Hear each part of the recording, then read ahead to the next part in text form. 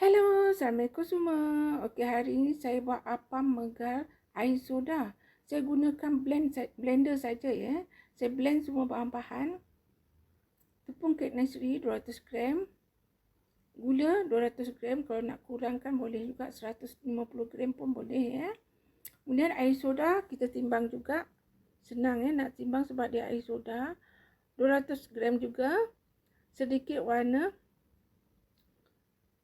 kuning dan juga 1 sudu makan overload ya. Kita blend semua bahan-bahan tu. Kemudian kita masuk dalam acuan seperti ini ya, acuan kuih apam kita ya. Kita gunakan cupcake paper tu ya. Masuklah penuh-penuh pun tak apa. Sebab nanti dia akan megar ya, kembang. Okey. Masukkan semua-semua.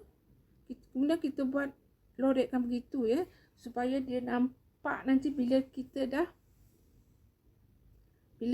dah masak dia akan kembang dengan sempurna. Dia mengikut loretan kita tu ya. Okey, kemudian kita kukuslah lebih kurang 20 minit dengan api yang besar tanpa dibuka penutup ya. Ini selepas dah masak 20 minit baru kita buka penutup. Nampaklah hasil dia kembang dengan megar ya. Nampak tak? Buat air panas.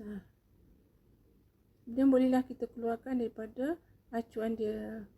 Memang cantik sangat. Sedap makan panas-panas. Kalau letak dengan kelapa parut, letak sedikit garam kan memang sedap sangat. Rasa dia lemak-lemak. Sedaplah rasa kelapa kan.